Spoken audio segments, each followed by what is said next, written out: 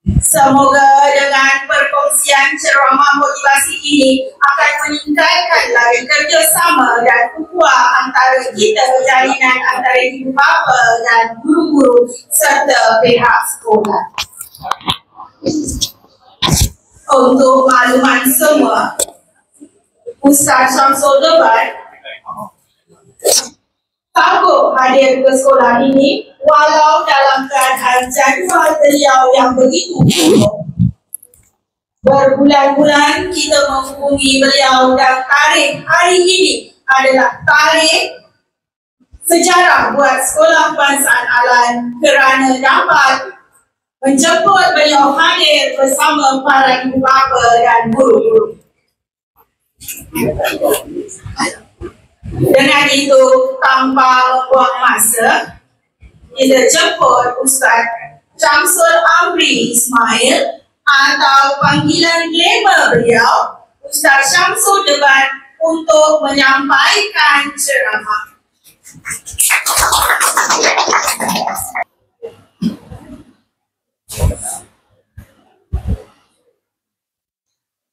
A'udzubillahi Bismillahirrahmanirrahim. Assalamualaikum warahmatullahi wabarakatuh. Dan salam sejahtera. Alhamdulillah, alhamdulillahirabbil alamin. Wassalatu wassalamu ala asyrafil anbiya wal mursalin wa ala alihi wa sahbihi ajma'in. Subhanaka la ilma lana illa ma 'allamtana innaka antal alimul hakim. Rabbi syrah li sadri wa yassir li amri wa hlul 'uqdatam min lisani yafqahu qawli. Alhamdulillah, syukur kepada Allah Subhanahu wa taala, segala puji bagi Allah dan sembilan alam. Salat dan salam ke atas junjungan besar Nabi Muhammad sallallahu alaihi wasallam. Terima kasih banyak saya ucapkan kepada puan pengerusi acara, kepada Encik Saleh, lembaga Encik Muhammad Hud bin Rabu, yang Ketua Persatuan Ibu Bapa dan Guru Sekolah Kebangsaan Alai, yang berusaha Encik Saleh bin Encik Ismail, Guru Besar Sekolah Kebangsaan Alai, dan barisan guru-guru, ibu bapa, tuan-tuan dan puan-puan yang dikasihi sekalian. Syukur sangat-sangat pada hari ini dapat kita bersama-sama berada di dalam majlis yang sangat bermakna pada petang ini. Bak kata orang, saya datang daripada Negeri Sembilan, kata adat banyak kiasan ditunjuk dia, tapi bukan bergulung pendek, panjang digantangkan, memang takkan faham kalau tak diondongkan. Makan sirih berpinang tidak, pinang ada di Kota Melaka. Makan sirih menganyang tidak, tabah dek budi dengan bahasa. Jadi apalah rupanya pengacara majlis bagi pantun, takkan kita tak jawab kan? Kenalah jawab. Ya? Bak kata orang, berjalan-jalan di atas titi, di ujung balai nampak cahaya.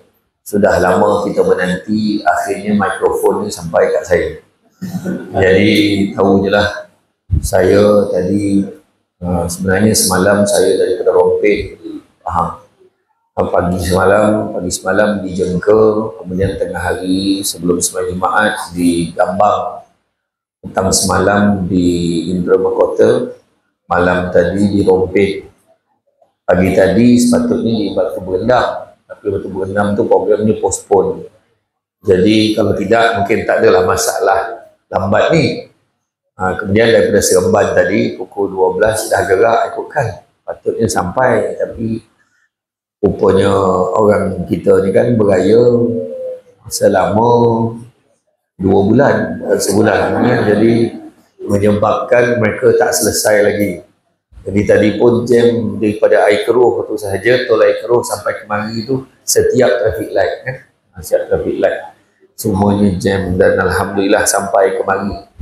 Dan bila hari ini kita tengok tajuk yang dah dipilih ni berkaitan dengan keibubapaan, bukan dia nak mengajar sangat, tak ada, tapi sebenarnya cabaran mendidik anak-anak hari ini memang tak sama. Cabaran tetap ada, cabaran dulu ada, cabaran sekarang pun ada. Dan bila kata dulu lagi teruk, sekarang lagi teruk, tu tak adil lah. Sebab setiap zaman tu ada cara dia, ada masalahnya yang tersendiri. Dulu mungkin cabaran nak mendidik anak, kalau kita sebut media sosial, dulu televisyen, radio dan majalah dulu. Itu aja. Jadi kita pun takut anak kita beli majalah yang bukan. Kalau kita tengok TV pun maknanya dikawal pula. Dikawal oleh pihak pemerintah. Kalau tengok TV tu pun rancangan-rancangan tertentu saja setelah ditapis. Tetapi hari ini kita ada media alternatif. Kita ada pelbagai saluran. Kalau tidak di televisyen, kita boleh tengok di tangan kita, di telefon bimbit. Itu cabaran yang besar pada hari ini. Dan malahan kalau kita bezakan dulu dengan sekarang, cabaran itu datang daripada pelbagai sudut. Tetapi apa-apa pun dalam mendidik anak, kita kena faham anak-anak ini satu perkara je yang sama dulu dengan sekarang, iaitu yang paling kita nak lihat adalah jati diri dalam diri mereka. Itu sebab kita dulu masa kita kecil tu kita dah tahu dah nak buat apa. Dah besar sikit kita dah target dah kita nak buat apa, kita nak capai apa benda kita nak buat nanti.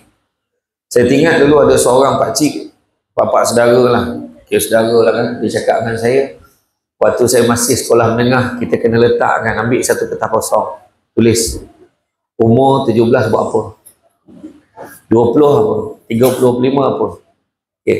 Target nak pakai kereta bila, target nak beli rumah sendiri bila, dah ada letak dah tahun bila umur 30 mesti dah ada rumah, 35 tahun mesti dah ada kerjaya yang stabil. Macam tu kita diajar dulu macam tu. Anak-anak sekarang sampai 30 tahun pun masih tak tahu nak buat apa. Masih lagi mak ayah nak tentukan buat apa, ini apa. Kau pergi nak interview, pergi buat macam ni, kau kena macam ni. Sampai kan pergi interview kerja pun mak temankan lagi. Bayangkan berbanding dengan dulu. Tu saya kata tadi, dulu kita diam-diam pergi interview, tahu-tahu dah dapat kerja kan, sebab kita takut nak berkongsi kegagalan kita. Tapi macam semalam kan, keputusan peperiksaan diumumkan, dan buat pertama kalinya Kementerian Pendidikan Malaysia mengumumkan tidak ada lagi keraian dibuat di tempat pengumuman peperiksaan. Tak ada lagi yang dapat cemerlang straight A naik atas pentas. Tak ada. Yang mana itu adalah langkah yang sangat baik. Saya sangat setuju. Sebab ada orang kadang-kadang dia ada kategori galus, gagal lulus. Nak kata hebat sangat tak, bawah tak, dia tengah-tengah. Itu kategori galus. Dia mungkin dapat, orang dapat 9A, dia dapat 3A je. Tapi dia tak dapat naik pentas. Tapi sedangkan 3A ni pun satu pencapaian yang baik lah. Kan? Baik. Cuma dia kata, yalah aku ni bodoh. Dia pandai, itu dia naik atas pentas. Dan dia pegang stigma kebodohan. Dia pegang aku ni bodoh sepanjang ayat. Aku ni tak pandai. Sedangkan sebenarnya manusia ni semua ikutkan semua ada kelebihan. Cuma tinggal lagi kita tak jumpa Swiss kita lagi. Kan? Tiba-tiba kerja kilang. Dia kerja kilang tapi walaupun kerja kilang tapi pangkat dia supervisor. Lepas tu dia ada anak buah berapa ramai. Dia menyelaraskan jadual macam mana. Dia pastikan kualiti produk macam mana. Peranan dia tu penting tetapi dia tidak memandang diri dia penting. Itu masalah dia. Kan? Macam ada anak-anak muda hari ni. Dia peksa tak cukup kredit. Dia sebenarnya bukan tak pandai, tapi dia belum jumpa Swiss dia. Dia belum jumpa Swiss dia lagi. Akhirnya, mak dia pun kata, kau pergi ambil kemahiran. Dia pun cakap, okey lah. Orang dulu-dulu, mana yang mak ayah hantar, dia percaya itulah yang terbaik. Pergi belajar wiring, belajar pasal aircon, belajar pasal enjin, repair enjin kereta, enjin motosikal. Yang seorang ni belajar tentang semburan cat di IKBN misalnya, di Giat Mara misalnya. Belajar. Dan yang berjaya sampai ke tahap dia boleh buka syarikat dan menggajikan 10 lagi pemuda kampung dia. Yang mana itu jauh lebih berjaya daripada yang lepasan industri yang berdapat ijazah 4 flat, keluar tak tahu nak kerja apa. Itu saya kata tadi. Ini keadaannya tersebabnya apa yang kita nak kongsikan hari ini, cara kita memandang anak-anak kita. Sebenarnya anak-anak kita ni semua ada kelebihannya masing-masing. Anak-anak kita ni, kalaulah siapa pernah tengoklah cerita Amir Khan tu, yang cerita Tere Zamin Par tu, yang anaknya autism tu, yang disleksia, anak dia tu tulis terbalik apa semua. Tapi bapak dia nak dia pandai, dia paksa je budak tu masuk sekolah asrama penuh. Sedangkan anak tu tak boleh. Sudahnya anak tu makin ni, dia makin down, dia rasa dia apa, dia rasa dia daripada dia ada bakat tertentu, langsung bakat tu pun dah hampir tak ada dah. Jadi dia dapat diselamatkan. Itu sebab penting kita kenal anak-anak kita. Bayangkan anak yang ada autism, anak ada disleksia, anak yang ada masalah, mungkin dia istimewa. Tetapi kalau betul cara didikan kita di tempat yang betul, cara yang betul, anak-anak tu jauh boleh jadi lebih berjaya daripada orang lain. Saya waktu saya masuk debat ketika di universiti, saya masuk debat bahasa Melayu, kemudian ada seorang sahabat saya ni, dia masuk debat bahasa Inggeris. Yang masuk debat bahasa Inggeris ni, saya nak beritahu sahabat saya ni, dia ada satu keistimewaan yang mana tangan di kiri kanan tak ada. Tangan kiri kanan tak ada, setakat bahu je. Saya boleh share lah nanti, kalau tu minum, saya yakin depannya ada minum. Dia tangan kiri kanan tak ada, setakat bahu je. Setakat bahu je. Dan dia sebilik dengan saya satu hari tu, dia minta boleh tak tolong angkatkan seluar tu. Saya angkatkan sikit, dah. Dia kata, sudah. Dia pakai mulut dia, saya angkat sikit je. Dia capai dengan mulut dia, dia tarik sampai atas, dia zipkan pakai mulut dia, kemudian kancing pun pakai mulut dia, seluar jeans. Saya tengok, dan dia makan depan saya dengan kaki sudu dia pakai kaki, makan depan macam tak ada apa-apa je. Kalau orang biasa buat memang kau ajar lah kita katakan, tapi dia memang tu je yang dia ada. Tapi nampak normal, berbual dengan saya, zak. Dan untuk makluman semua, hari ni dia merupakan seorang jutawan. Dia ada resort, dia ada kuda, dia ada bisnes yang besar. Sebab apa saya tahu tu? Sebab ada satu program Jom Simpan Tabung Pendidikan, program dekat TV Hijrah. Saya jadi host, dia jadi salah seorang tetamu. Jadi hari ni apa poin yang nak kita cerita ni adalah anak-anak kita ni, Nabi sebut apa? Ibarat kain putih. Terserahlah pada kita untuk mencorakkannya. Nabi beritahu, terserahlah pada kita nak mencorakkannya, nak menjadi Yahudi, Nasrani, Majusi. Jadi makna anak-anak kita ni jadi apa pun, cakaplah pasal, tanyalah balik mak ayah dia. Sebab apa dia jadi macam tu? Kenapa dia jadi macam tu? Tanyalah mak ayah dia balik. Saya pernah tengok dekat dalam media sosial macam mana seorang lelaki, dia jalan-jalan, bapaknya ni, seorang bapak tengah melayan anak ni, tapi yang anak ni yang besar ni, dia sepak ada belakang, tertangkuk bapaan, terlentang macam tu. Adalah yang komen, dia kata, wajah tak cium bau syurga, teruk betul, dan neraka lah tempat kau. Ada komen macam tu lah. Tapi ada satu komen, saya ingat Pak Ngah saya pun, dia pernah sebut, bila seorang anak tak hormat seorang ayah, tak hormat seorang mak, dia cakap macam ni, dia maki dengan kata-kata kesat dan sebagainya. Pak Ngah saya sebut apa? Siapa yang ajar anak kurang ajar. Dia bukan tiba-tiba jadi macam tu. Bukan tiba-tiba macam tu, bukannya tiba-tiba nak kurang ajar ni, tak ada. Dia ada satu proses yang memang kita biarkan. Kan kita tengok anak menjerit-jerit, nak nasi lah, pekak lah, lapar ni, daripada kecil. Kejap lah, mak dia, kejap lah. Macam mana budak tu tak jadi macam tu? Kita dulu, nak nasi, lapar lah, memang tunai. Dapat, berdarah ni, kena tampar bukan sikit, berdarah. Sebab orang dulu merotan, memukul dengan ilmu. Bukan macam orang ini, pukul lepas geram. Tu yang sampai mati pukul. Betul, dulu tak boleh macam tu. Saya dulu, mak saya marah satu buat macam ni. Jalan macam ni. Berapa ramai budak jalan macam tu hari ni? Jalan macam ni. Tangan macam ni. Mak marah pun memang dia pukul kuat betul. Kenapa? Kau ingat kau anak raja? Itu perangai orang pemalas. Sebut orang nak makan, mak dapat penampar pada mak. Mak cukup marah bila adik-beradik saya membahasakan diri sebagai orang. Orang mana? Orang mana? Mak penampar. Kau tak ada nama. Alung, angah, basalah ni. Sebut orang pun marah. Makan. Kena penampar lagi. Makan berbunyi pun tak boleh. Dan sebab itulah, lepas tu sampai sekarang, habit tabiat saya dah dibiasakan. Selain daripada penyakit OCD yang turun adik-beradik, anak beranak ni, tak boleh tengok benda tak lurus, tak boleh tengok benda yang sengit, tak boleh tengok macam tu. Ada satu penyakit tak boleh tengok, ada pinggan mangkuk dekat dalam sinki, tak boleh. Saya tak boleh, mesti basuh.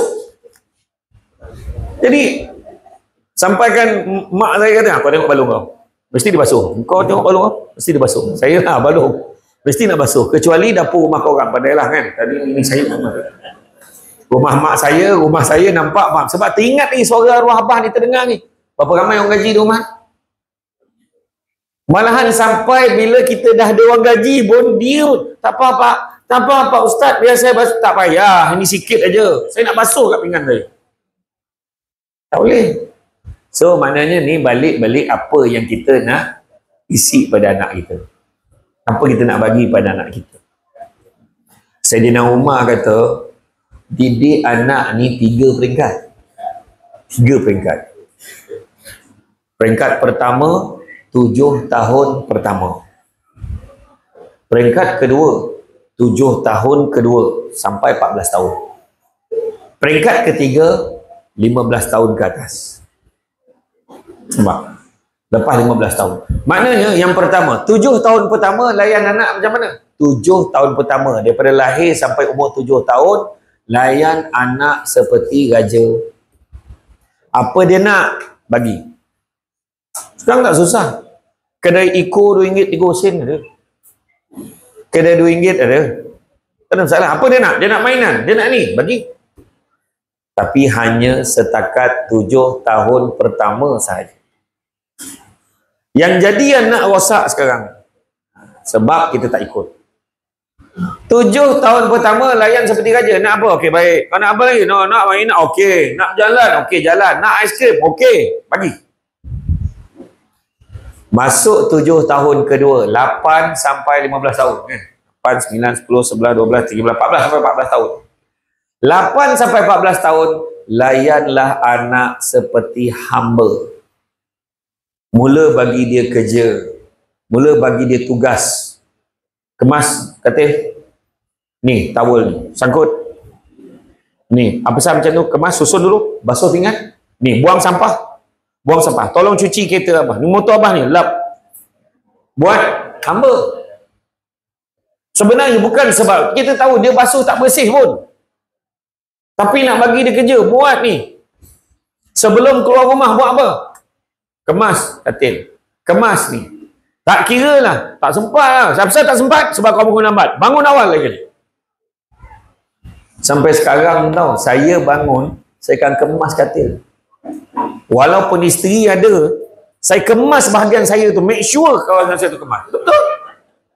Itu perangai saya. Tak boleh. Memang dah biasa.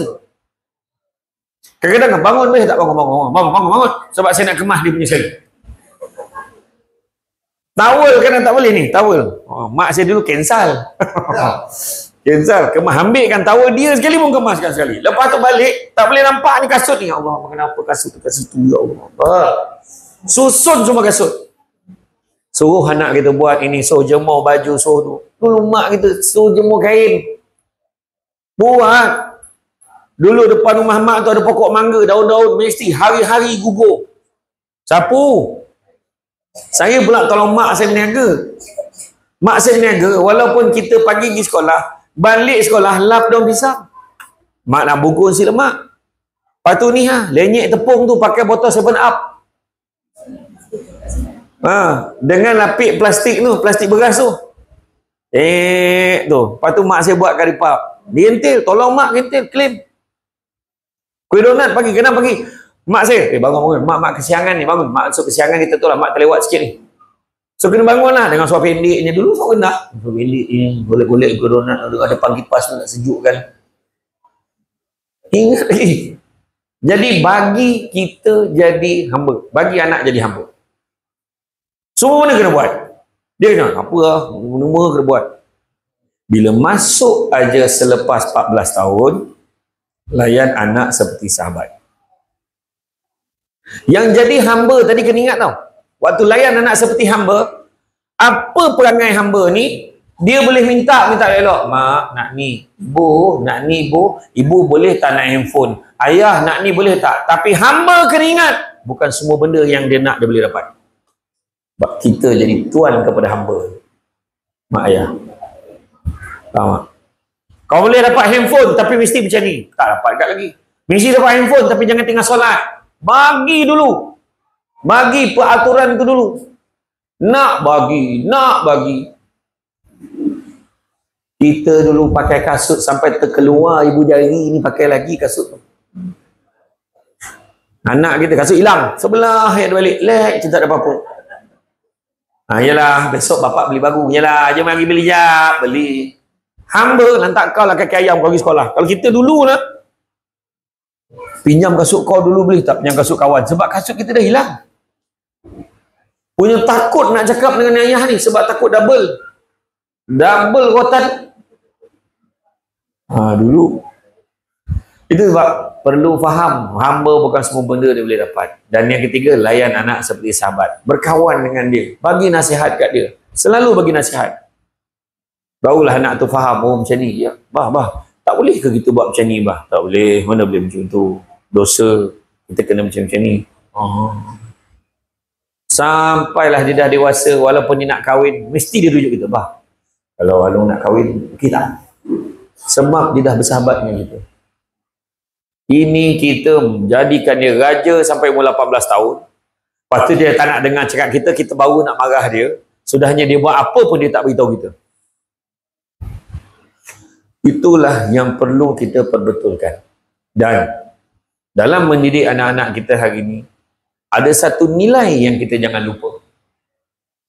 Nilai yang kita kena terapkan dalam diri anak-anak kita, iaitu adab.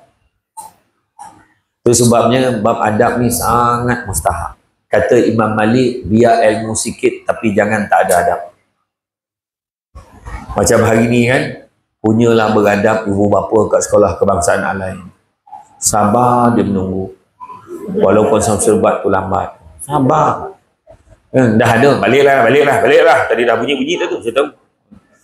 Baliklah macam ni. Benda lambat. Kan? Kau nak baliklah. Kan? Yang tunggu kita layanlah. Saya seorang yang tunggu pun saya ceramah. Belum salah. Sebab dia adab hormat orang yang menunggu tu kan. Penuhlah ceramah juga. Bak kata orang, elok anak bila dikandang dengan budi senonoh. Elok akhlak nama terpandang, sepanjang zaman menjadi contoh. Kalau mencari pokok berbuah, pucuk elok baik dahan berdaun. Kalau nak jadi insan bertuah, duduknya beradab, tegaknya bersantun. Jadi, kenalah jaga. Kan? Datang biar nampak muka, balik biar nampak belakang. Contoh kan? Jadi nampak lah, bersambut, adab. Tak kira lah pangkat apa sekalipun. Guru paling besar dalam sekolah ni, dia pun tunggu. Kan? Yang dipertua PIBG pun tunggu. Kan? Mak bapak ST kat dalam.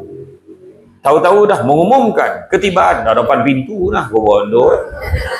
Kan? Macam tu lah pengumuman. Tapi tak apalah. Janji ada pengumuman kan? Tak apalah. Tapi dia betul lah.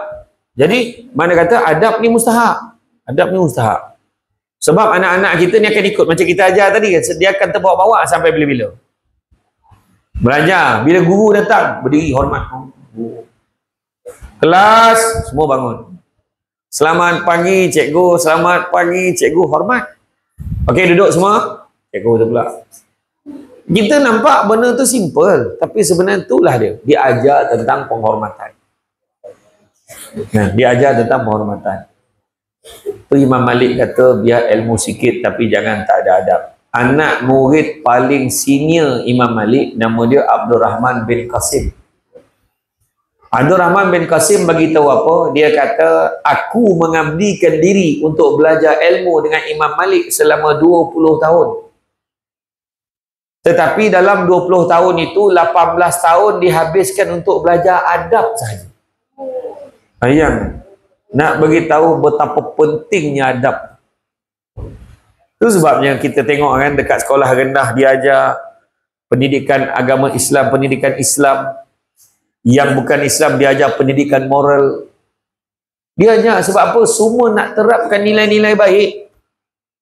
Tak tahu kenapa budak sekarang pelik-pelik sebab dah adanya media lain yang dia tengok menyebabkan berlaku baru-baru ni tak pernah terfikir kat fikiran kita. Kanak-kanak berusia 11 tahun menghamilkan sepupunya berusia 15 tahun. Macam mana boleh jadi macam tu? Tahu ke tak tahu kes ni? Tahu kan? Viral. Polis buat kenyataan tu di Kelantan. Di mana silap dia? Di mana silap dia? Itu sebabnya Nabi kata dunia ini penjara bagi orang mukmin. Penjara ni maksudnya adalah sekatannya. Kalau dia penjara ni duduk, dia boleh bergerak tapi setakat dinding itu. Dia boleh makan setakat yang dihidangkan. Dia boleh keluar daripada penjara tu bila time tertentu boleh keluar tapi setakat kawasan yang dibenarkan aja. Dia tak boleh keluar sampai ke pagar, nak pergi pasar raya jap. Boleh tak nak pergi 7E jap. Tak boleh. Penjara memang macam tu. Macam tu juga kita bercakap. Bukan semua benda kita boleh cakap. Makan. Bukan semua benda kita boleh makan. Adalah peraturannya. Makanan yang haram tak boleh makan. Ya. Bab 1 tak boleh makan. Tapi ada tak keadaan boleh makan bab 1? Ada. Babi lah kalau tak faham. Ada tak time boleh makan? Boleh. Waktu darurat. Dah tak ada makanan lain. Tiba-tiba diumumkan lockdown. Tiba-tiba sekali lagi lockdown. Semua orang tak boleh keluar rumah. Tak ada seorang pun boleh keluar. Lalu seko. Lalu seko. Kita pun tangkap bawa masuk dalam. Bang, ada seko. Lapar sangat dah ni. Boleh tak kita makan? Boleh. Tapi sekadar untuk hidup saja. Bukan bersungguh-sungguh kau masak babi itu tadi. Bang, telinga kita goreng ya. Hidung dia tu kita buat lah masak kicap. Badan dia tu baik rondang. La ilaha illallah. Hanya makan, masak kalau kita makan sekadar untuk memastikan kita boleh teruskan kelangsungan hidup. Itu saja. Itu maknanya peraturan. Boleh minum. Boleh tak minum air kosong tu kan? Macam air tu kan. Air di lift tu. Air ni boleh minum. Air kosong. Apa pula masalah haramnya? Boleh jadi haram tak air tu? Boleh. Sebab curi daripada sekolah lain. Ataupun duit yang digunakan untuk beli air ni tadi digunakan daripada sumber yang haram. Jadi haram, itu tak boleh, ini tak boleh, susah lah macam tu. Itu sebab Nabi kata dunia ni penjara bagi orang mukmin. Dan dalam satu hadis Nabi sebut, kebebasan bagi seorang mukmin, kebebasan sebenar bagi seorang mukmin adalah kematian. Mati baru tak ada peraturan. Kita yang diaturkan ke orang. Dah mati, nak buat apa lagi? Angkat jenazah ni. Letak tu. Kita tak boleh bantah. Alah, letak pula. Tak boleh jawab. Letak sini dulu. Tunggu van jenazah. Slow. Dia tak boleh cakap apa dah. Jenazah tu diam. Tak boleh buat apa dah. Dah tak ada peraturan untuk dia. Kita yang mengaturkan dia. Jadi, tu sebabnya penting kita faham pentingnya nilai-nilai adab. Kalau kita nak tengok contoh adab ni, kalau kita tengoklah kepada Imam Ibnu Abbas. Imam Ibnu Abbas dia merupakan sepupu kepada Nabi. Sepupu Nabi. Dan ketika Nabi wafat, usianya baru berusia 13 tahun. Dan setelah Nabi wafat, dia berguru, dia mengambil keputusan untuk berguru dengan semua sahabat-sahabat Nabi. Antara adab yang kita tahu pasal Imam Ibnu Abbas ni, dia tidak pernah meninggikan suara. Dia tidak pernah menyombongkan diri. Tak pernah bermegah diri dengan ilmu dia. Malahan Saidina Umar menggelarkan dia sebagai kanak-kanak dewasa. Walaupun dia baru berusia belasan tahun, ketika Saidina Umar nak buat keputusan, kadang-kadang tak tahu nak buat keputusan macam mana, dia panggil, wahai Imam Ibnu Abbas, dia panggil. Bagaimana pandangan kamu kalau begini? Dia bagilah pandangan hadis macam ni. Wah, dia budak lagi. Itu sebab dia dapat julukan kanak-kanak dewasa. Dan pernah satu ketika dia nak pergi belajar dengan seorang sahabat, dia datang, dia berdiri dekat rumah guru yang dia nak belajar ni, sahabat ni, salah seorang bersahabat Nabi ni, dia tak bagi salam, dia senyap di depan rumah, senyap. dengan debu, angin, padang pasir ni semua penuh dengan janggut ni, dengan abuk-abuk ni, dengan debu-debu ni, debu padang pasir. Kemudian bila sahabat tu keluar, kenapa kau tak panggil aku? Kau bagi salam, panggillah aku ni biar aku keluar. Jawab Imam Ibn Abbas, sesungguhnya akulah yang sepatutnya datang kepada kamu, bukannya kamu yang datang kepada aku. Tengok adab. Satu hari dia nampak, tak silap saya, Sa'ad bin Abi Waqqas nak naik kenderaan. Maka Imam Ibn Abbas siapkan satu kenderaan, kuda atau unta tak dinyatakan. Sa'ad bin Abi Waqqas naik kenderaan ni, dia ikut.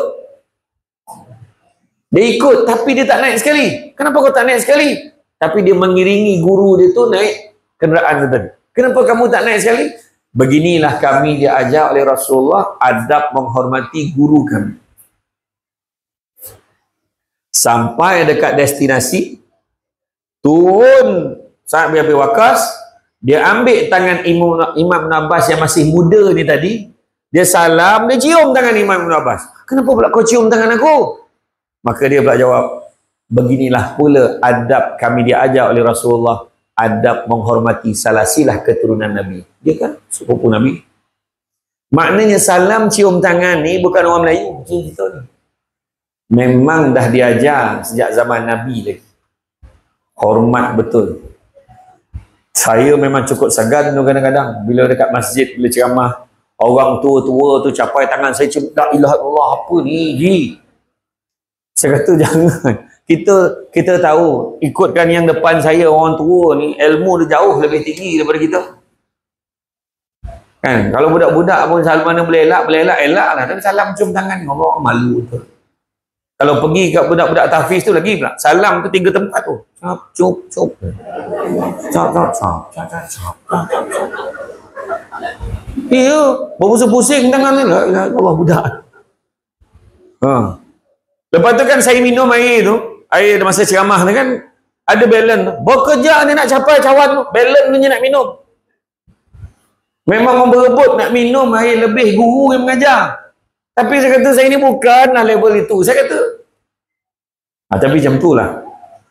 Adab ni diajar. Nampak ya orang tua, nampak guru, nampak siapa nak jalan. Cepat-cepat ambil slipper nak sarung kat kaki dia. Kemuliaan sebenarnya. Saya jadi segan, tak payah. Biar saya sarung sendiri, dia kata. Betul lah. Itu saya kata tadi. Masih adakah nilai-nilai adab dan akhlak pada anak-anak kita? Itu sebab kalau kita tengok orang tua-tua dulu-dulu tu ada sebab. Jalan depan orang tua menunduk. Tak datang lalu depan, lalu belakang. Minta izin. Pakcik, saya lalu belakang ya. Lalu depan. Sebab orang tua-tua dulu percaya kalau lalu belakang habis ilmu dia. Kau kena lalu depan. Lalu depan. Oh dulu, itu sebab minta izin nak lalu belakang. Lalu. Dia pun pusing mandang. Tak, ilmu aku ada lagi.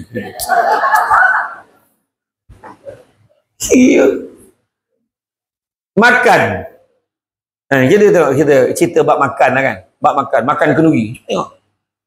Dulu makan kenduri. Kita makan, kita duduk satu jambar. Kita berempat macam ni kan. Saya, tuan guru besar kita, YDP PABG, kita makan berempat. Kita makan lah, adalah beberapa ibu bapa makan berdepan. Makan zam, berapa ramai perangai bila makan. Kita berempat ni, berdetang mata 4 orang ni. Makan, pap, habis basuh tangan. Tak peduli pun orang depan ni tak habis makan lagi. Sebenarnya dari segi adab, jangan habiskan cepat selagi orang depan pun habis makan. Nak pula ada lauk. Slow lagi. Kita makan zam, habis siap basuh tangan siap sini tengok orang makan. Dah segan kawan ni. Lama banyak yang makan je dah sudah. Itu sebab makan kena perlahan-lahan. Nampak tak? Lagi satu makan macam ni. Orang dulu kapan tangan ni pegang macam ni makan ni. Itu sebab kena kontrol berat badan. Perut sentiasa menjadi penghalang untuk menunduk makan. Oh, mak tak sampai macam mana. Mengigil-ngigil makan kan. Betul tak? Ya, kena kontrol. Kalau makan kat meja macam tu. Banyak lagi lah yang kadang-kadang kita tak perasan tentang adab-adab ni. Bila dulu dengan sekarang. Adab ni mustahak untuk kita tengok. Ada beberapa yang sempat saya tengok kan, dalam bab adab ni. Macam tu juga kalau kita tengok daripada aspek kenduri. Kan? Kenduri ni, mengajak kenduri dulu macam mana? Sekarang type send to all. Kan? Sila tekan link untuk pergi ke alamat kenduri. Lepas tu langsung kena scam. Itu masalah dia. Kan? Lepas tu bila ajak kenduri pula pergi rumah orang tu mengajak, itulah ni dekat bagi kad kan. Macam saya kalau orang datang bagi kad, terima kasih tau. Terima kasih kad ni saya terima, zap saya ambil gambar. Ambil kad ni balik bagi ke orang lain. Saya dah masuk dalam jadual saya. Insya-Allah. Kalau saya sempat datang, saya datang. Saya kata. Bagi macam tu. Tapi sampailah matlamat dia mengajak. Mak ayah kita dulu mana ada media sosial. Pergi rumah-rumah, satu rumah. Oh ada satu lorong lagi tak habis. Minggu depan lah. Bila nak kahwin? 6 bulan lagi. Dalam tempoh 6 bulan pergi balik beritahu. Kenduri tak jadi. Punya lamanya masa sampai kenduri tak jadi pula dah. Macam tu. Macam tu lah keadaan dia. Dulu dengan sekarang. Beza apa lagi? Main game. Beza. Budak sekarang main game tak perlu kawasan. Situ je kawasan dia. Pergilah ke mana-mana. Main game istiqamah. La ilaha illallah. Anak kita. Main game ya Allah. Tawaduk betul. Menunduk aja. Tak makan, tak minum, tak apa. Berzuhud. Kalau lah main game tu zikir lah. Dah ramai jadi wali dah jalan atas air. Ya Allah jalan atas air dah. Banyak betul di zikir. Level apa wali dah. Main game. Ni tengoknya. Kita tengah ceramah ni main game tu. Nampak? Anak sebab apa? Yang penting anak diam. Itulah masalah kita. Pergi kedai makan. Nah, diam. Jangan kacau. Nak makan, nak muntah darah. Itu masalah kita. Makna. Orang dulu kalau main permainan, main konda-kondi, main rounders, main baling slipper, main polycentric, semua memerlukan kawasan. Semua ada skill mengelak macam mana, main galah panjang macam mana. Macam tu dia fikir lepas tak lepas, lepas tak lepas, lepas tak lepas macam tu. Pada zuap lepas, tengok skill. Lepas tu kena fit. Segemuk-gemuk budak pun boleh main dulu. Orang perempuan ingat tak dulu waktu main tank-tank. Dia ada buah ajaib dia. Snap. Tepat dekat petak yang dia nak balik. Dulu sebelah kaki dia boleh lompat langkau 2 petak. 2 atau 3 petak. Sekarang tengok pada prestasi dan strategi dan keadaan berat badan semasa, memang rasa tak ada harapan walaupun 1 petak. Betul, itulah beza. Dulu siap buat format kapal terbang sampai kapal terbang kop contoh kan. Lepas tu lompat pula pusing. Kan? Main getah ingat tak? Tak apa skipping. Dulu kena berpeluh-peluh. Tu sebab dulu fit, penyakit kurang. Sekarang budak-budak dah kena diabetes. Heran betul. Sekolah rendah dah ada diabetes. Hari-hari kena beli insulin. Ada yang minta sumbangan dekat saya tu. Anak-anak ni baru dah jam 4 jam 5. Keturunan. Tak ada mana keturunan ni. Kencing manis bukan penyakit keturunan, tapi keturunan kau suka makan apa. Kau membalun gula, kau paksa budak tu pun balun gula sekali. Itu masalah. Betul tu. Doktor dah sahkan ini bukan masalah keturunan punya makanan. Tak, tapi keturunan kau makan apa. Lepas tu kau paksa semua makan apa yang kau makan. Sedapnya lah. Sedapnya. Sedap je lah. Contohlah darah tinggi. Keturunan. Senang betul menyalahkan keturunan. Dulu, nenek moyang kita dulu yang sihat, kecil hati. Memang menyalahkan keturunan pula. Kita elok tak ada penyakit. Lepas dalam kubur menyawat kita tak dengar.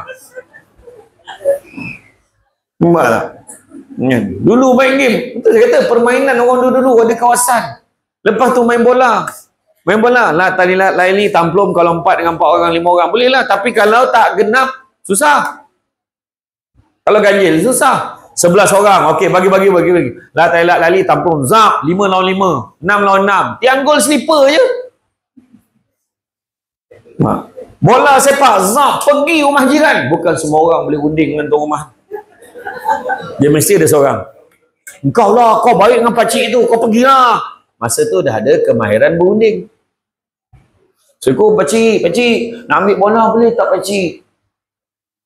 Ambil nasib baik tak kena pasu pakcik. Tu lah pakcik, saya dah marah dia orang, jangan sepak kuat-kuat, dia orang degil lah pakcik. Akan main lagi. Wah, dia nyepak tadi tu.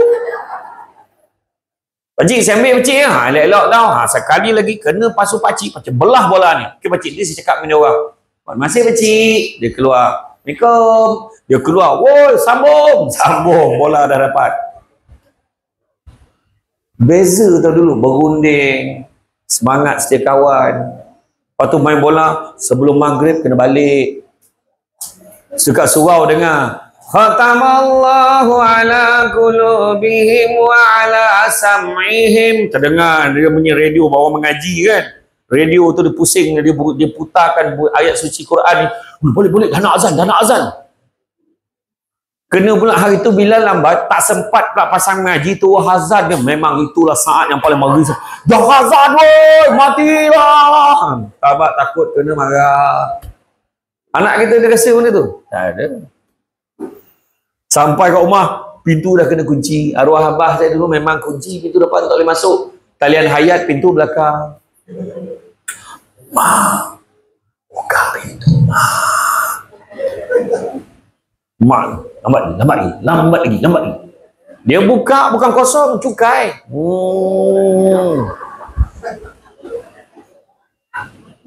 Kena kelang kabut mandi sebab lepas maghrib kena mengaji. Apa ayat mayah kita? Kau nak jadi kafir jangan ngaji. Amat senang botu. Dulu mengaji jalan ramai-ramai. Tak tahu kenapa rumah ustaz-ustaz dulu yang ngaji mesti solah kubur. Tak apa konon lah. Lalu celah pokok buluh tu kan. Apa tu? Bismillahirrahmanirrahim. Semua baca doa. Betul tak? Dulu bawa rehal plastik, penunjuk ngaji pakai duri landak. Dulu. Nah, tu saya kata sebab itu kita jadi apa kita jadi hari ni. Sebab apa yang diajar oleh orang dulu. Dulu kita nak makan. Nah, ambil duit, kau pergi beli tepung 2 kilo, ni gula 1 kilo, beli ni garam kasar ni semua. Nanti banyak sangat. Tulis. Ambil lah kertas khabar tu, siap je Azan tulis. Pergi. Zak bawa duit.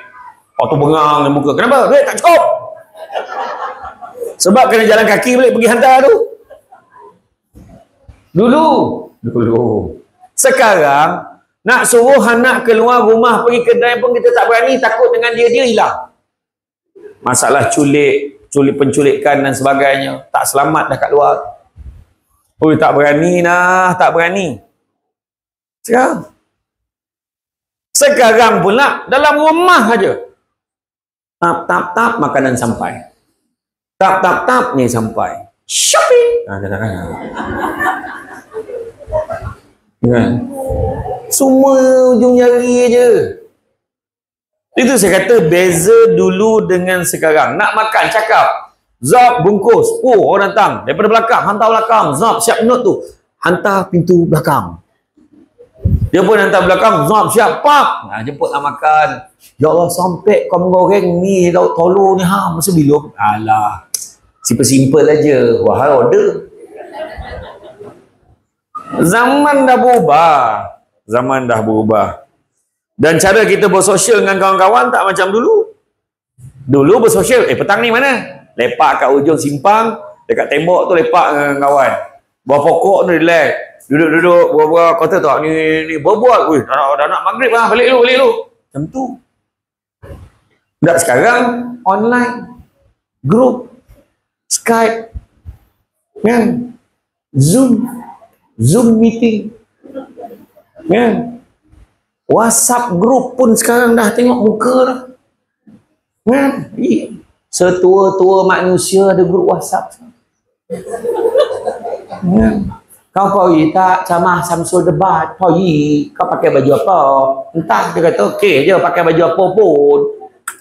Pakailah orang sikit nak ambil gambar, macam-macam.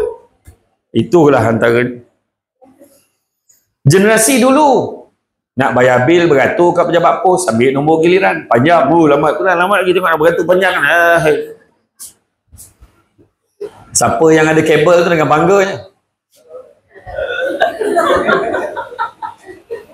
Potong queue. Tak tahu tu semua dengan aku tu. Ambil hak orang. Kan? Sekarang semua online. Tak tahu dah bayar. Oh, lega. Dapat penyata. Oh, lega. Dah settle ni, dah settle. Tak payah beratur pun. Zam tak boleh bayar. Balance tak cukup. Taklah. Itu je lah masalah ada sekarang ni.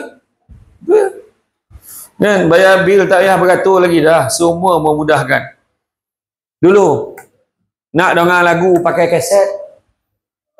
Crop up, lepas tu nak rekod suara sendiri. Tekan yang button merah, REC record tu. Assalamualaikum warahmatullahi wabarakatuh. Berangan jadi DJ. Assalamualaikum. Lepas tu nak dengar lagu yang kita dalam satu kaset tu bukan semua lagu. Sadap ada satu lagu je sadap. Pakai pen. Rewind. Kalau pakai kaset, terbalik pula kat WhatsApp lah kaset aku ni. Betul tak? Budak sekarang tak tahu. Budak sekarang siap boleh edit. Potong depan, potong belakang. Masuk yang ni. Masuk 1000 lagu. Zap. Kecil bahan yang MP3, MP4. Zap tengah ni. Langsung tak campur orang. Beza. Ceramah pun masuk dalam tu. Sekarang. Kan? Adab berguru. Beza tak? Dulu berguru. Kita datang cari guru. Sekarang guru pula datang rumah. InsyaAllah saya datang kan. Dan berketiga malam ni. Kalau malam ni saya datang ajar macam tidak ni. Punya pemalih lah. Semua. Guru pula datang. Itu yang kata tu. Rumah semakin besar. Orang makin tak ada. Manusia semakin ramai. Kemanusiaan semakin kurang. Perubatan semakin canggih. Penyakit semakin banyak. Melancong satu dunia. Jiran sebelah rumah pun tak kenal. Air minum semakin banyak jenis. Air bersih makin tak ada. Pakai jam tangan mahal. Makin tak tepat waktu. Gimana? Belajar semakin mudah. Guru semakin tidak dihargai. Ilmu semakin tinggi. Adab semakin kurang. Teknologi semakin canggih. Fitnah dan aib semakin tersebar. Belajar semakin mudah. Guru semakin tidak dihargai. Ya. Perlu datang. Cikgu ni lambat lah. Cepat lah cikgu. Hari minggu ni tak dapat. Cikgu minggu ni tak datang. Minggu depan baru datang. Oh, dia pula sound cikgu tu. Baik. Minggu ni saya tak datang. Zaman dah berubah. Ya. Zaman dah berubah. Nah, macam saya kata tadi. Adab dulu. Gotong royong dulu. Kan? Rewang. Kenduri. Kenara. Kan? Berkampung dulu. Kenduri berkampung. Bincang kenduri. Lauk nak pakai macam mana. Masak macam mana. Siapa nak masak lauk pengantin. Siapa nak masak lauk ni. Nasi minyak siapa masak, siapa yang pandai, yang ni pandai, ni buat tu semua. Tim basuh pinggan siapa, yang akan pasang penanggah siapa. Dulu semua pakai bulu. Bukannya pasang siap macam sekarang. Kan? Lepas tu macam mana main guli. Dulu main guli. Ya Allah Akbar. Daripada jauh ni baling boleh kena. Tak kena. Bayangkan macam mana deria dia tu. Punya status dia kan, oh, dia paling power tu. Daripada jauh boleh kena. Training hari-hari. Sekarang apa dia risau? Dulu bila menang dapat guli banyak. Siapa guli banyak dia power lah. Sekarang pergi kada RM2 bagi RM1 dia sebelah lambat buat balik. Tak ada kira nak. Kan? Bila kenduri, gotong royong. Sekarang semua catering. Salah. Dulu ingat bila buat kenduri kan, nak buat kenduri kahwin adalah seorang cadangan. Itulah kita orang cadang nak buat kat dewan. Bapak saudara tu yang paling. Macam tak ada rumah. Buatlah dekat rumah, buat kat dewan. Kenapa? Hidup kembali tradisi dulu-dulu. Bapak saudara yang paling sulung cakap. Yelah. Buatlah kat rumah, pasang kemah. Belum habis kenduri petang tu, pak saudara tadi balik dulu. Bercakap bukan main lagi. Kan? Yang penat tuan rumah. Nak kemas itu, kemas ini. Dengan rumput dah tiba-tiba botak pula. Cuba dah kuali tu bakar masak nasi situ. Tu sebab orang buat catering, ada orang buat kat dewan. Sebab kadang kat rumah betul dah tak muat. Parking susah, apa susah. Tu buat kat dewan. Kadang-kadang. Lepas tu tidur ramai-ramai. Sekarang mana yang balik Kenduri nak tidur ramai-ramai? Datang hari kejadian. Kalau nak tidur pun dia ambil hotel bajet. Kalau tak lain. Homestay tu okey tu boleh duduk sekali tu. Ada tu duduk kat hotel. Sebab nak aircon. Nak aircon. Lepas tu tak nak share toilet. Susah. Ya. Betul tak zaman? Lepas tu kita boleh bajet tu, naik bas. Naik bas, dulu naik bas. Sekarang yang naik bas Bangla, Myanmar. Yang naik bas tu. Pakistan yang naik. Yang pakai baju merah, seluar kuning, kasut hijau tu.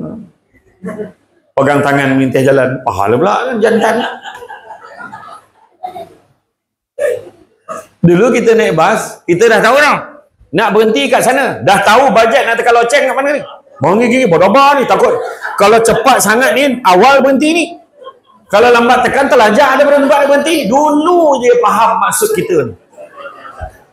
Kering ngam dekat bus stop tu. Puh. Tempat yang niatnya dituju tu. Itu yang nenek-nenek dulu-dulu tu naik bas tu kan sampai kat sana selipar dah tak ada. Mana selipar Wan? Tadi Wan sebelum naik tangga Wan buka selipar tadi. Memanglah tak jumpa selipar kau nak. Dia tak boleh naik tangga. Naik tangga buka selipar. Naik tangga buka selipar. Itu naik bas. Dulu ingat tak tiket? Berapa ringgit? 70 sen.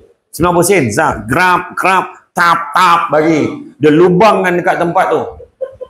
Ya Allah dulu suasana. Kita cakap ni budak-budak yang ni. Yang budak-budak baru ni tak faham apa benda dia cakap. Tapi serupa-rupanya semua tu sebab adab. Tapi banyak perkara boleh kita permudahkan. Tapi bukan nilai-nilai adab. Begitu juga gaya. Gaya. Baru-baru ni saya ceramah tajuk dia.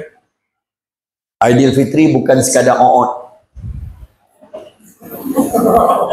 Aidilfitri bukan sekadar o'ot. OOTD. Aidilfitri bukan sekadar OOTD, outfit of the day. Simple je soalan saya. Outfit of the day ni apa maksud dia? Apa maksud dia outfit of the day?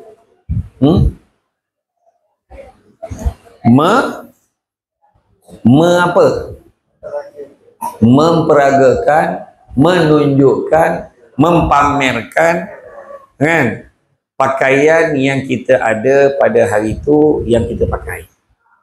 Tanpa sedar kita buat dosa menunjukkan sesuatu tanpa sedar sikit sebanyak ada riak dan sombong dalam hati.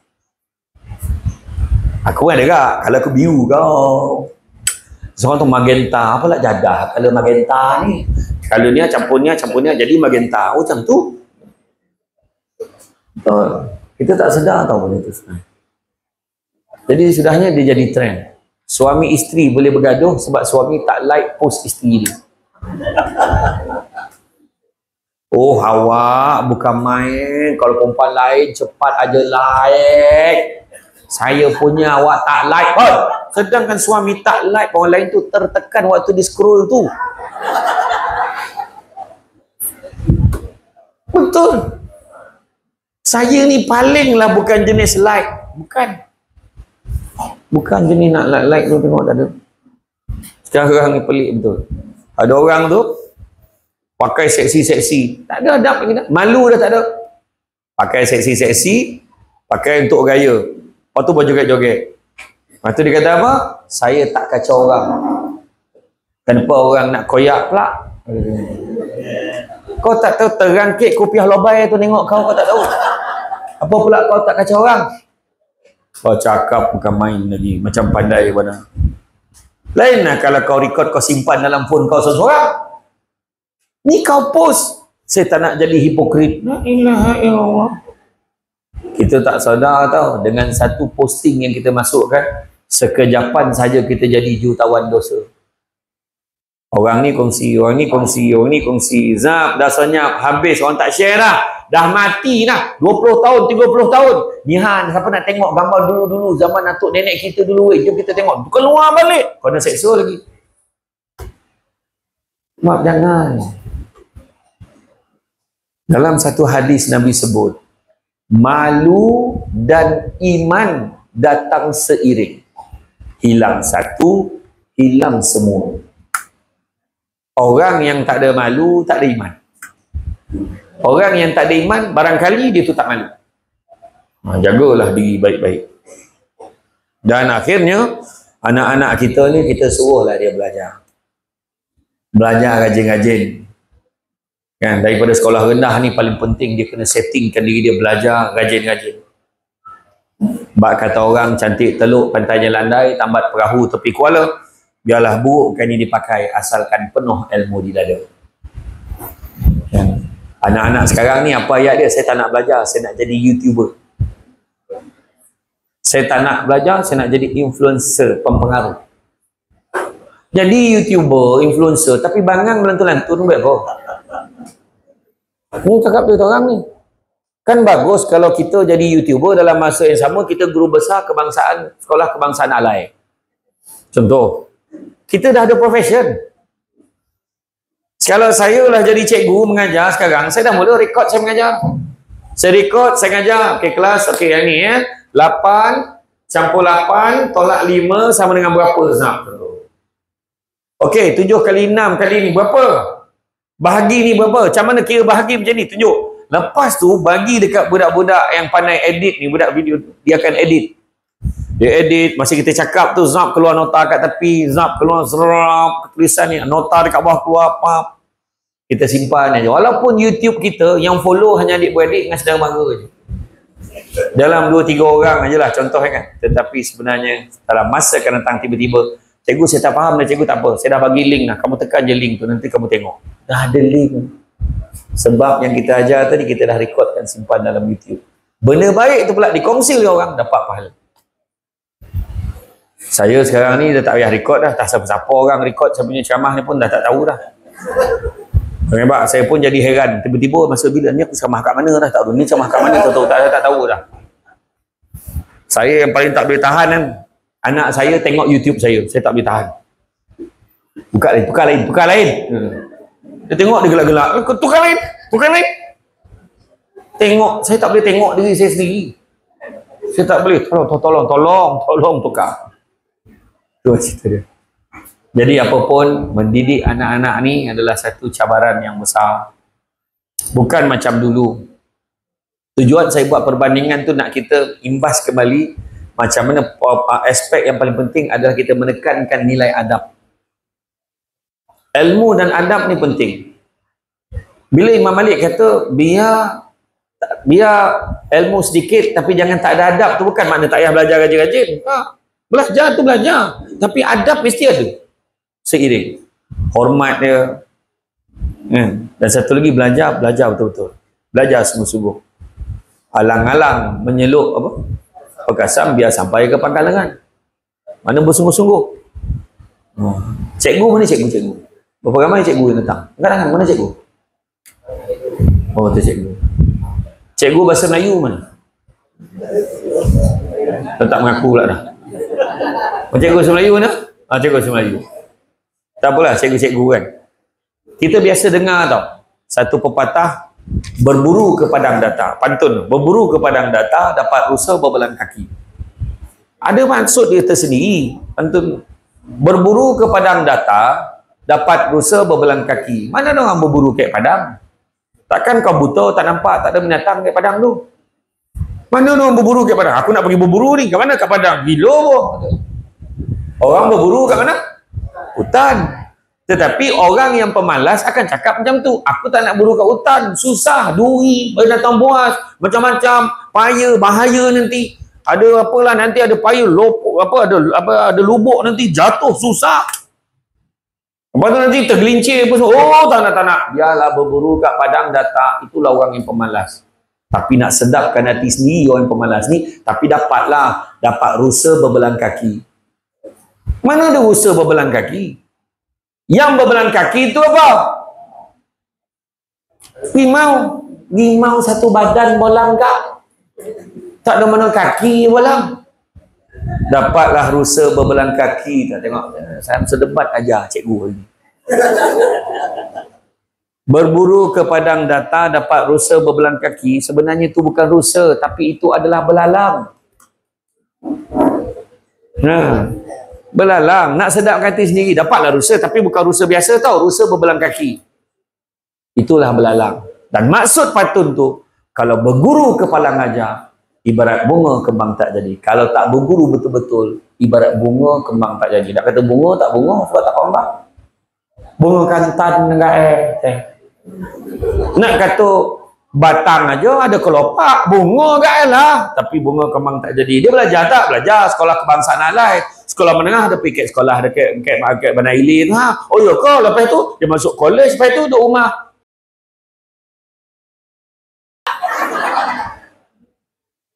Masa dia tak konyol, kenapa menyusahkan orang? Ibarat bunga kembang tak jadi. Sebab belajar dulu pun sekadar cukup makan, tak belajar sungguh-sungguh. Itulah cerita dia. Membazir jabah kau hantar kau pergi sekolah. 6 tahun sekolah rendah, 5 tahun sekolah menengah, 4 tahun masuk kolej sampai berulang-ulang repeat paper, bangang yang tak pandai. Berabi sampai gadai, golang, rantai sebab nak bagi duit belanja. Tapi ni yang kau dapat. Ibarat bunga kembang tak jadi. Faham tak? Itu sebab penting. Kadang-kadang anak kita tak pandai, dia pandai kemahiran. Anak-anak kita tak pandai, tapi sebabkan dia adab, baik, orang percaya pada dia, orang bagi kepercayaan, dia dapat juga menjaga perniagaan orang dengan baik, akhirnya jadi manusia tu. Itu sebab anak-anak kita ni, jangan lupa di samping bagi didikan, terapkanlah nilai-nilai adab pada diri mereka. Jadi rasa cukuplah sekadar tu. Sebab yang lama lepas ni, sesi lepas ni, saya tahu. Sesi bergambar, kalau put lapak ambil gambar. Bono lain tak ada orang nak ambil gambar. Kan? Lepas tu tunjuk ke sekolah lain. Kau ada. Kan? Jadi saya ucap terima kasih banyak. Apa-apa pun jagalah anak-anak kita ni. Anak-anak kita masa sekolah rendah ni sebab pada cikgu. Cikgu sekolah rendah.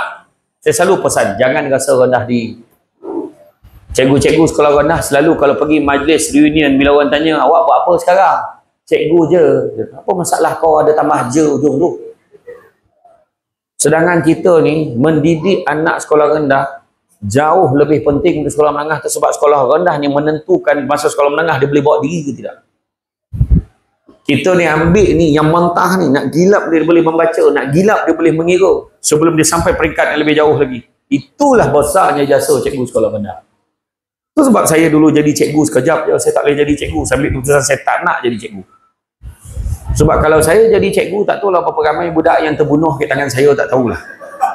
Sebab saya tak ada kesabaran macam mana cikgu-cikgu yang ada kat sekolah. Saya tak ada kesabaran.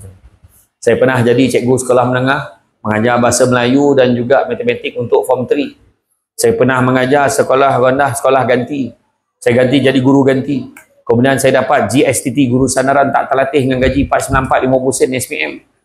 Saya mengajar dekat SRJKC Pehua Seremban, sekolah Cina. Saya ajar.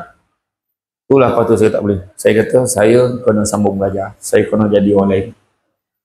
Sebab saya respect cikgu-cikgu. Hebatnya cikgu. Jadi jangan kita rasa rendah diri. Alah cikgu je tak. Profession yang sangat mulia. Saya selalu cakap kat cikgu sekolah ni, saya kata. Saya posan, saya kata kat budak-budak yang tak nak belajar tu kan. Yang kau belagak sangat tu, kau tengok dekat pintu pagar. Kalau kau nak marah cikgu lah, kau tengok dekat pintu pagar tu berapa ramai bekas pelajar masuk balik dalam sekolah ni, jumpa cikgu cakap terima kasih dia dah jadi orang. Ada. Kalau ada pun masuk sebab nak jumpa guru besar, nak confirmkan pengesahan dia pernah sekolah situ. Ataupun sijil tertinggal. Itu je. Tapi cikgu buat apa? Cikgu tetap mengajar. Cikgu tetap mengajar. Sebab mak ayah, peranan kita hari ini pastikan anak pergi sekolah, pastikan dia belajar. Janganlah kita terbabit dengan senarai ziarah kasih tu. So, cukup menyampahlah.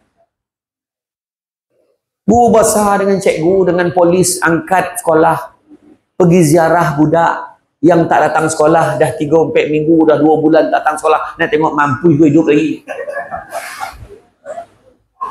Mak bapak hari ni boleh cakap apa? Itulah saya dah kejut dulu, susah nak bangun. Mak tu kau pijak dulu. Macam mana mak boleh biar anak macam tu cakap dengan saya? Betul lah tanda akhir zaman seorang ibu, seorang anak jadi tuan kepada mak ayah. Udah, Tu tanda akhir zaman. Biarlah kita susah sekarang. Anak pergi belajar mengaji. Berapa bayar sebulan? Hantar ke ustaz tu belajar ngaji berapa? Lebih kurang lah. Berapa? RM10, RM50. Itu pun gila. RM50? Gila betul ustaz kau. Apa ulang alik pergi Makkah lah. Ilaha illallah. Nak banyak mana RM50 tu Hari ni kita berkira anak kita belajar mengaji. RM50. RM100 belajar agama petang.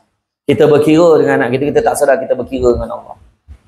Satu hari nanti kalau anak kita rosak akhlak, terbabit dengan dadah, terbabit dengan maksiat, terbabit dengan benda-benda yang tak elok, dadah dan sebagainya, bayar RM10,000 sebulan pun belum tentu boleh selesai masalah. Itu sebab daripada kecil, didiklah anak-anak kita. Ya. Jadi tuan-tuan dan puan-puan sekalian, itu saja daripada saya. Bak kata orang, jarum patah di dalam peti buat menjahit kain bertimbun. Nasihat sepatah sukar dimengerti, rupanya penawar bertahun-tahun. Cantik dipandang rumah penghulu, kayu tu okey dari papan. Alang-alang menuntut ilmu, sebutir pasir kembangkanlah menjadi intan. Tenang-tenang air di laut, sampan kolik mudik ke Tanjung, hati terkenang mulut menyebut, jasa baik pihak sekolah menjemput hari ini, rasa nak junjung.